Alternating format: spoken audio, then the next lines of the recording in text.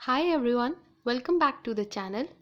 The topic that we are going to discuss today is job design. In this, we will mainly discuss its meaning and approaches.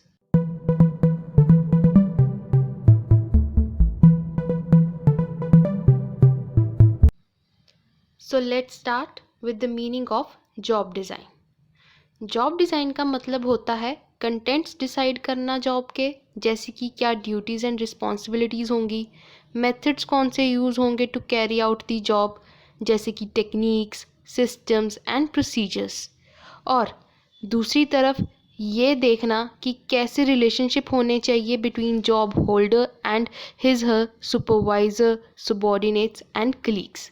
ये एक deliberate and systematic कोशिश होती है work environment के technical and social aspects को structure करने की, ताकि ऑर्गेनाइजेशन की टेक्निकल एफिशिएंसी इंप्रूव हो सके और एम्प्लॉय को जॉब सेटिस्फेक्शन भी मिल सके। मीनिंग के बाद आते हैं अप्रोचेज ऑफ जॉब डिज़ाइन, जिसमें सबसे पहली अप्रोच है ट्रेडिशनल अप्रोच। इस अप्रोच में ड्यूटीज़ एंड रिस्पॉन्सिबिलिटीज़ एलोकेट करती है ऑर्गेनाइजेशन, जो कि कंसिस्टेंट हो with common practices and traditions of the organisation. इसकी एडवांटेज होती है कि इस अप्रोच में रिक्रूटमेंट, सिलेक्शन का प्रोसीजर और रेम्यूनरेशन डिसाइड करना ईजी होता है। ये अप्रोच कंसिस्टेंट होती है with the employees expectations, training and education program. और ये भी कहा जाता है that this approach is easy to implement as this approach has developed over a number of years and is acceptable to the organization. Our second approach is scientific management approach, जिसको हम engineering approach भी कहते हैं। इसको F.W. Taylor और उसके associates ने develop किया था। इस अप्रोच में साइंटिफिक मैनेजमेंट के प्रिंसिपल्स को बेसिस बनाते हैं ताकि वो जॉब डिज़ाइन कर सके। और वो प्रिंसिपल्स हैं, सबसे पहला टास्क फ्रेगमेंटेशन। इसमें टास्क को स्मॉल कंपोनेंट्स में डिवाइड किया जाता है ताकि जो हमारी टेक्नोलॉजी है उसको हम एफिशिएंटली इम्प्रूव कर सके। नेक्स्ट इज ऑप्टिमाइजेशन करना, सो दैट एक बेस्ट मेथड डेवलप हो सके to perform task with the help of scientific study and analysis. Next is standardize करना with the help of time and motion study.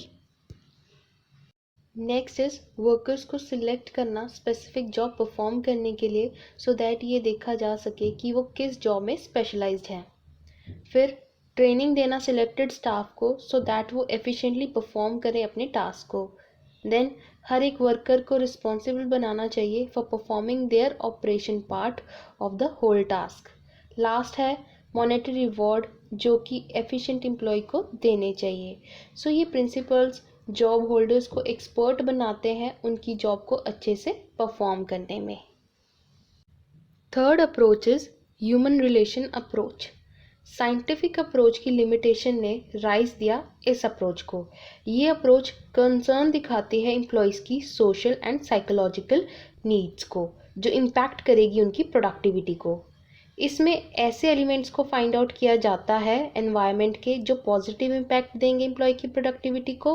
और investigators ने देखा कि सबसे ज़्यादा सोशल इंटरेक्शन उनकी प्रोडक्टिविटी पे इम्पैक्ट करती है rather than the physical conditions of their jobs. ये फाइंड करने के बाद इन्वेस्टिगेटर ने ह्यूमन रिलेशन को डेवलप किया विद द ऑब्जेक्टिव्स। सबसे पहला कि उनकी सोशल नीड्स को फैसिलिटेट कराया जाए, देन लीडरशिप स्टाइल्स को थोड़ा इजी किया जाए। Next is effective work groups को फोस्टर करना। सो ये सब स्टेप्स उन्होंने लिए ताकि एम्प्लॉय की प्रोडक्टिविटी इम्प्रूव हो सके in the organization. Our next approach is job characteristics approach. Human relation approach की तरह ये अप्रोच भी social and psychological needs of employees पे स्ट्रेस देता है, ना कि सिर्फ टेक्नोलॉजिकल एस्पेक्ट्स ऑफ जॉब पे। इसमें हैकमैन एंड ओल्डहैम का कहना है कि 3 साइकोलॉजिकल स्टेट्स हैं जो वर्कर को मोटिवेट करती है, सेटिस्फाई करती है और उनकी परफॉर्मेंस को ऑन जॉब अच्छा बनाती हैं।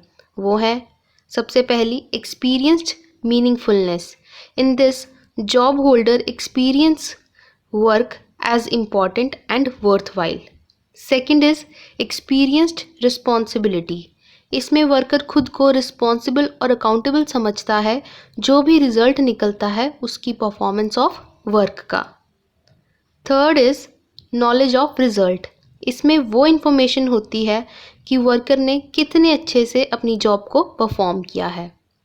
अगर वर्कर ने इन तीनों स्टेट्स को एक्सपीरियंस किया हो तो वो बहुत अच्छे से मोटिवेटेड रहता है अपने जॉब को अच्छे से परफॉर्म करने के लिए। Last approach is social technological system approach. इसमें ये दोनों के साथ यानी कि social as well as technological aspects के साथ डील करता है।